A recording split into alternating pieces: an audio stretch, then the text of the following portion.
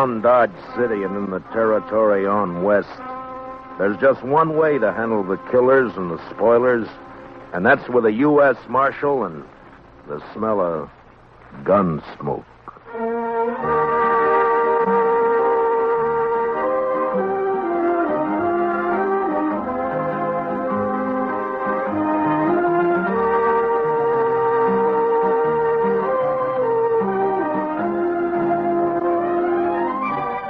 Gunsmoke, starring William Conrad. The story of violence that moved west with young America. The story of a man who moved with it. Matt Dillon, United States Marshal.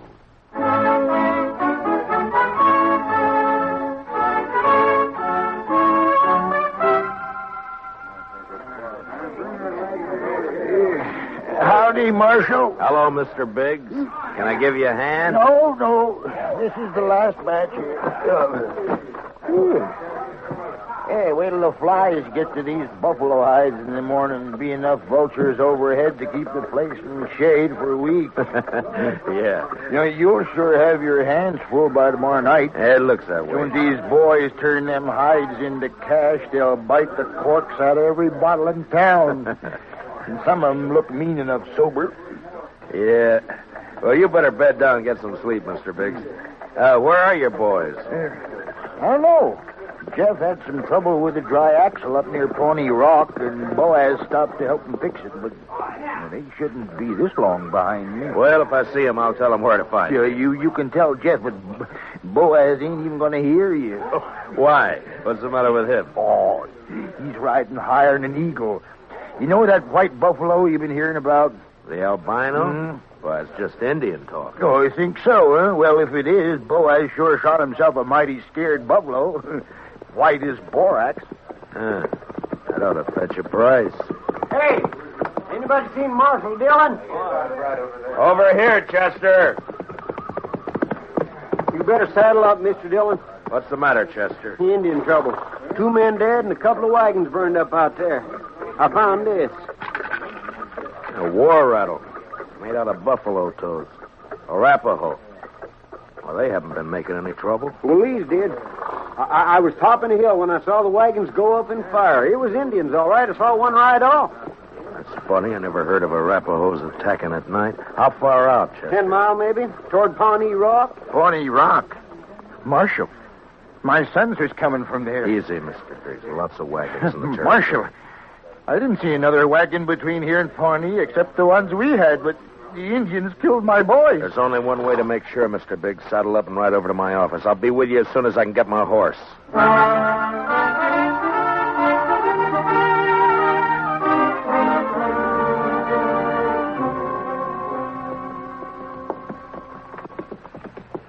I cut back through those button willows over there when I spotted the wagons being fired. We must be close to it, then. Just over there. Right down yonder. See him? Yeah. I see him. We rode up and dismounted. The last glint of hope in Mr. Biggs' eyes died. His boys were there, all right. And it wasn't nice to see. Kill him. I'll get him for this. I'll murder every redskin in the territory. We got to bring your sons in, Mr. Biggs. You know what the morning's going to be like. You don't want to leave them out here. Now, come on. Hey, look. Down there by the stream. Yeah, 4 of them. And they're not saddle horses. Mr. Biggs. Mr. Biggs. You recognize those horses down there? Yeah. I know them. Teams belong to Boaz and Jeff. Indians must have cut them loose from the wagons before they fired. Doesn't that seem curious to you, Chester? In what way, Mr. Dillon? Why didn't they take the horses with them? Yeah. What are you thinking, Marshal? No burned hides in those wagons. So they stole them. Yeah, they stole them. But Boaz and Jeff both have their rifles there beside them, and the horses are left behind, too. Horses and guns are the first things Indians would go for. What are you looking for, Mr. Dillon? Those buffalo hides weren't carried off without wagons. Yeah, here. Marks the 2 other wagons here, and they're fresh. I didn't see any other wagons, only these. Well, they'd finished and gone before you got here, Chester. Well, yeah, but I'd have caught up to any wagons on the trail to Dodge. Did you go by regular trail? Well, no, I figured the Indian I saw wasn't alone. I didn't want to get bushwhacked further on. You didn't see any Indian, Chester. But, Mr. Dillon, just as plain No Indian would leave guns and horses. This job was done by white men. It didn't take anything that could be recognized or identified. You mean somebody's in Dodge by now?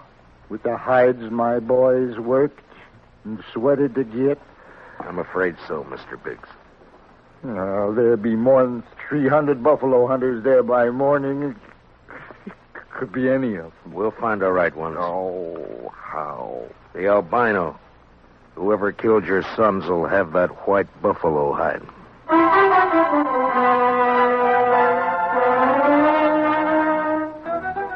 It was almost sunup when we got back to town, and more wagons had jammed the main street lining up for the unloading barns. I rode down the line, looking them over one by one. Howdy, Marshal. Some of the men would take their money, drink it up, and drift away. Few would stay long enough to be buried on Boot Hill. Then suddenly a wagon driver up ahead pulled out a line. Hey, wait a minute, Jim. Hold it there. Take your hands off that team. I'll take my hands off as soon as you get back to your place. Oh, tired of waiting. Now let go of that bit, mister. Don't do that, stranger. Get your hand away from that gun. Well, now. Knows any law around you. There is, so don't try making your own. You got no right grabbing my team. I got plenty right when he tries to horn in front of me, Marshal. That's a lie, Marshal. He cut Never in mind. hard. You both want to cool your heads out in jail? Now, what's your name? Tennessee's good enough. A lot of people from Tennessee coming into the territory. Most of them are pretty peaceful. That sounds like you're saying I'm not. You moved pretty fast for that gun. Man can lose his temper. You lost yours 4 times, according to the notches you've carved into that gun butt, but don't try for number 5, not here. How about you? What do you call? Charlie Kell. Charlie Kell, huh? They ever call you Chuck? No, Heard of a Chuck Kell a couple of years back, come from Kentucky. not me. Man I heard about was a gunfighter, so he never wore gloves. See, you don't either. It's pretty rough on the hands. Thanks, Marshal. I'll make sure to take better care of him. Yeah, do that. I'll be around a while, Marshal. Maybe we can have another talk. Anytime. They'd need watching. But what I wanted now was a white buffalo hide. Searching the wagons wouldn't do. There wasn't time, and a search had let the killers know that something in the hides they'd stolen could be identified. The time to find out would be when the buyers checked them. I got Biggs and Chester to cover 2 of the unloading barns, and I covered the 3rd one. And then finally daylight came, and the haggling started. You want to sell those hides? Better learn how to handle your skinning knife a little better. They're as good as any. And full of holes, they ain't. Give you $4 a hide for the bunch. You gave that last fellow 8. He looked tougher than you. 6. I'll take 6. 4. Take it or leave it. You think you can rob me, mister? Watch your mouth, boy. Here, none of that. Let me go! Easy, son. Go!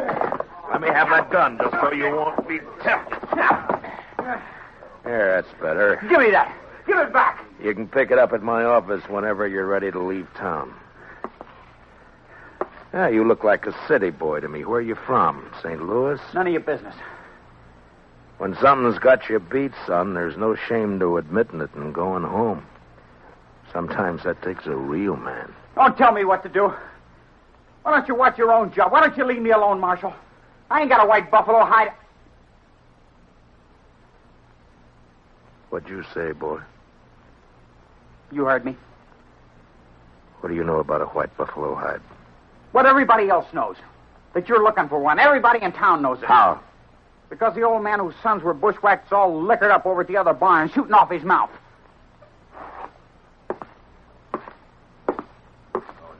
Don't go away mad, Marshal.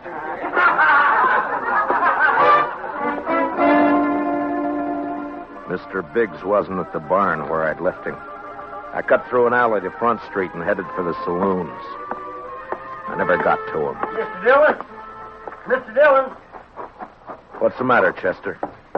Old man Biggs. Where is he? I'm looking for him. Well, he was over by the barn I was watching, drunk, going through the wagon. Yeah, I know about that. I was trying to get him to go back to his own barn, but all of a sudden, he took off. For where? I don't know, but there was one wagon he was watching in particular. The driver walked away from it with a package of some kind. That white hide? It could have been, I don't know, but Big sure thought so. He lit out after the fellow with blood in his eye. Which way? Down there where the boy's been hitching the empty wagon. Well, let's go. Old boy's drunk enough to make trouble. He's liable to kill somebody. Or get killed.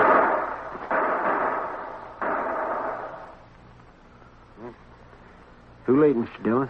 Yeah. It came from there behind that row of wagons. You stay here, Chester. Be careful, Mr. Dillon. When I rounded the corner wagon, Mr. Biggs was sprawled across a wagon tongue, his eyes dead and open, staring at the ground. And standing over him was Tennessee, a smile on his face, and his gun extended to me butt first.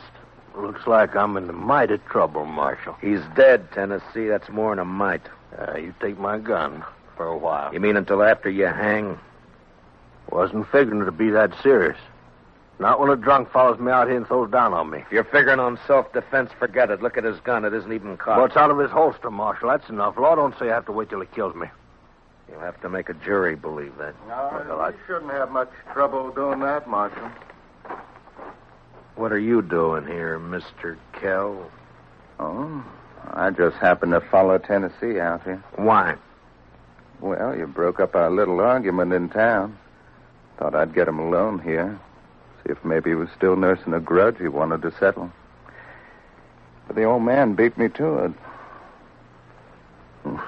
Now, Tennessee here ain't exactly a friend of mine, as you know, but I hate to see any man hang when he ain't guilty. Is that your personal verdict, Mr. Kell? That's right, Marshal. The old man threw down on him, and Tennessee had to kill him in self-defense. Chester, Yes, sir, Mr. Dillon? which one of them had the package? This one. This is the fellow the old man was after. All right, Tennessee, where is it? I don't know anything about a package. Look in the wagon, Chester.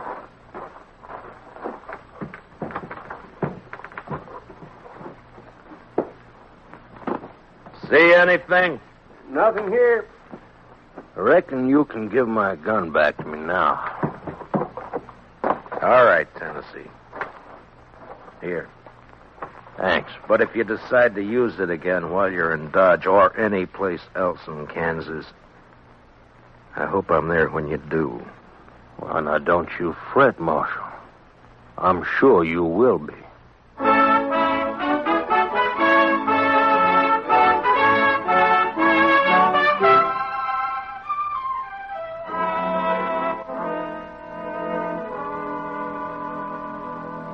Just before sundown, we buried old man Biggs and his two sons up on Boot Hill. By the time the service was over and I rode down, darkness had fallen, and everything was going full blast. The town was roaring. Seemed like a good man, old Biggs. He was, Chester. So were his boys. Yeah, but there are too many men like Tennessee and Cal coming in, Mr. Dillon. They won't last, Chester. They'll keep coming, but they won't last. They'll take a gun and go against a man, but they won't sweat. They won't take root and build. We still going to look for that hide? Yeah. Or just what do you want me to do, Mr. Dillon? Tennessee and Kell will be in town, but their wagons are back there with the other empties. Ride back and look them over. Oh, they might have had somebody carry that package off for them. You might be, but they don't seem like partners, Mr. Dillon. From what I heard, you stopped them from gunfighting. Took more than one man to kill the Biggs boys, and more than one man and more than one wagon to cart the hides in. Well, you mean they staged that trouble just for you? Just for me. After they heard I was looking for that white hide. Well, why do you figure that, Mr. Dillon? When gunfighters start for their guns, nothing stops them, Chester. They both started, but they both stopped. I reckon you better take a look through those wagons. Yes, sir, Mr. Dillon. Where'll I meet you? I'll be checking the saloons.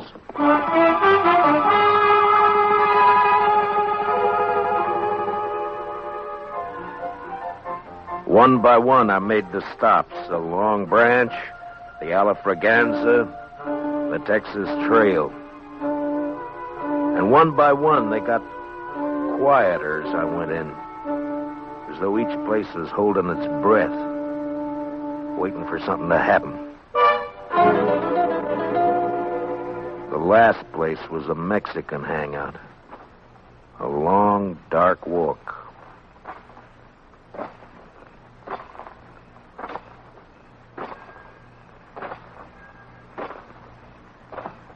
Hello, Marshal.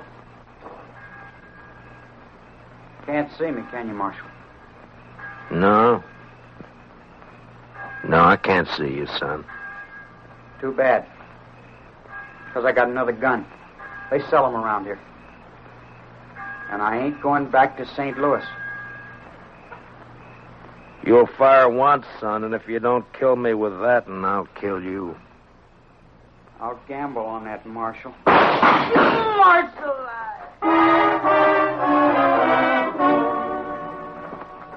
He lurched from the shadows into the street, staggered, and fell.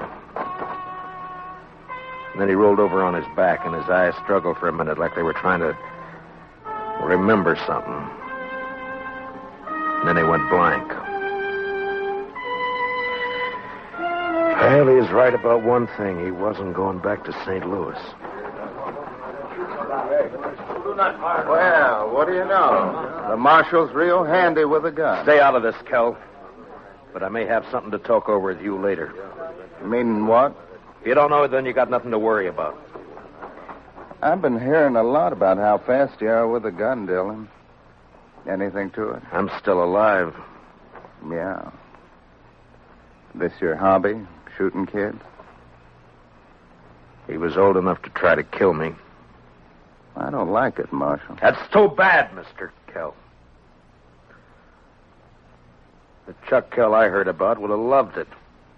They said he'd killed 2 kids under 16, one of them his own brother.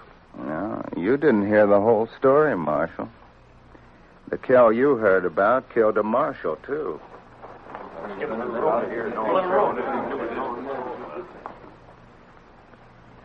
You made the bid, Mr. Kell. And you got a gun. Use it or I'll take it away from you. Come and get it. Anytime. Here it is.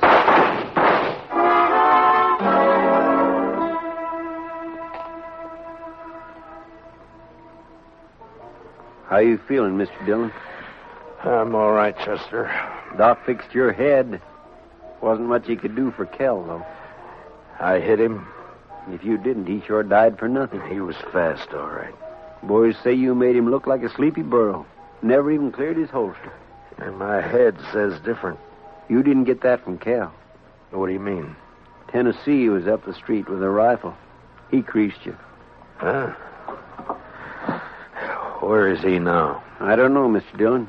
He rode out of town before I could stop him. I was the only one who saw him. I was coming up street to find you. All right. Let's get out of here. Did you find anything in the wagons? No, sir. But I found Tennessee's wife. Wife? That's right, Mr. Dillon. In a small wagon next to his. He's a squaw man. His wife's an Indian girl. Well, let's find her.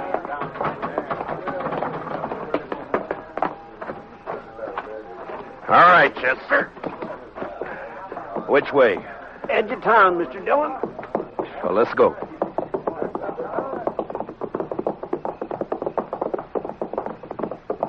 You talked to the wife? Yes, sir. Found out Tennessee and Kell were friends, all right.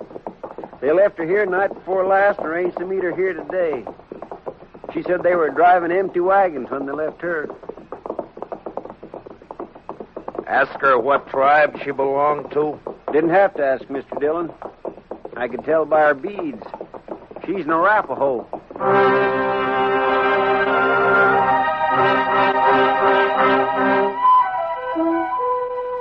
She was there, all right. Crouched by the wheel of a wagon. Her face was bloody, and she stared into a small campfire, rocking back and forth without a sound. She wasn't beat up when I left her, Mr. Dillon. Where's your husband? He gone. Gone where? He gone. Tell me which way he went, and I'll bring him back to you. No. You lawman. Your husband had a white buffalo hide, didn't he?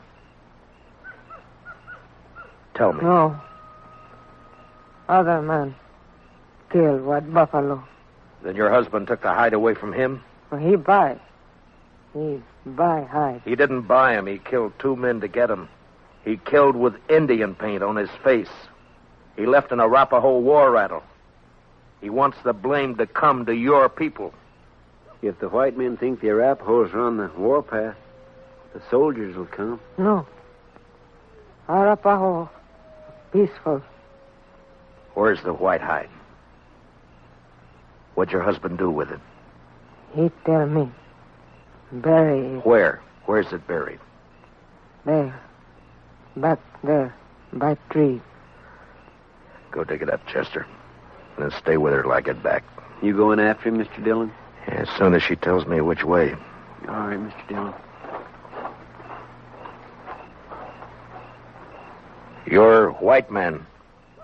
No good. Now tell me which way he went.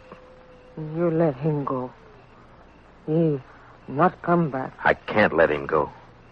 If I do, the soldiers will come after your people. He beat you, and he ran away from you. Now he'll bring death to your tribe unless I get him. Where did he go?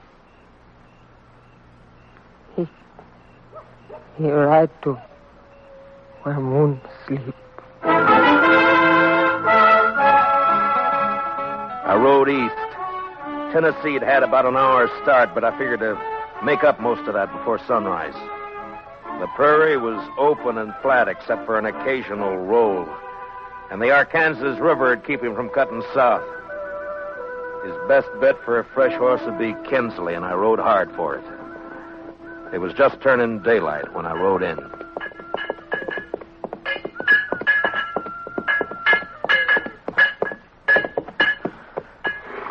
Well, howdy, Marshal.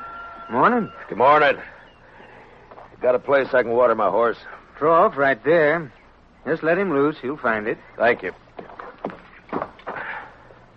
Looks like you come a long way. Dodge. Another fella here just a few minutes ago been riding hard, too. He come from up Pawnee way, though. Tall, dark, riding a vinegar roan? Yeah, that's right. You get a fresh horse here? Had to send my boy out the corral to get one for him. He'll be back soon. You mean he's still here in town? Yeah. Asked about breakfast, so I sent him over to the Widder Hilliard's place.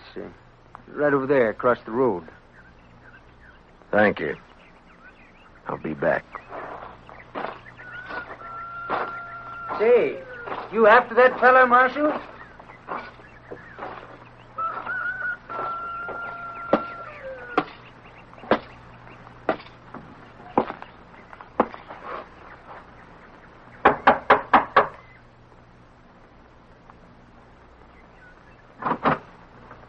Yes? Understand you're serving breakfast, ma'am. Why, sure thing, Marshal. Dillon! That's right. Give me a clear way out the door, or I'll kill you. Come by me, Tennessee. I'll come shooting. That's all right. But just be sure you get me this time.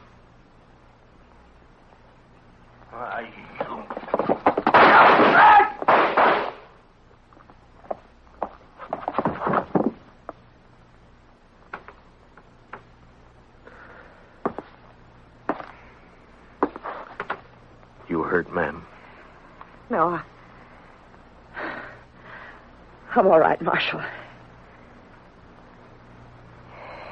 He looks kind of dead. Yeah. Bad one, huh? Yes'm. Gunfighter. Thief. Killer. What's your name, Marshal? Dillon, ma'am. Matt Dillon. I'm sorry about Marshal. When my husband brought me out here 15 years ago, Indians burned this place down 3 times. I'm used to killing. You want to carry him out? I'll go fix you that breakfast.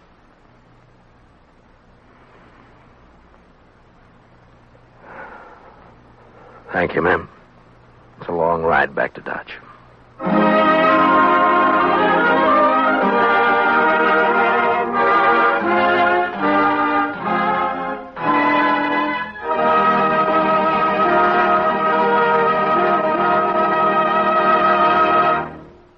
Gunsmoke, transcribed under the direction of Norman MacDonald, stars William Conrad as Matt Dillon, U.S. Marshal.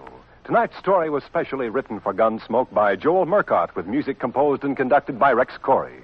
Featured in tonight's cast were Stan Waxman, John Daner, and Larry Dobkin, with Sam Edwards, Lillian Baeff, Tom Holland, and Mary Lansing.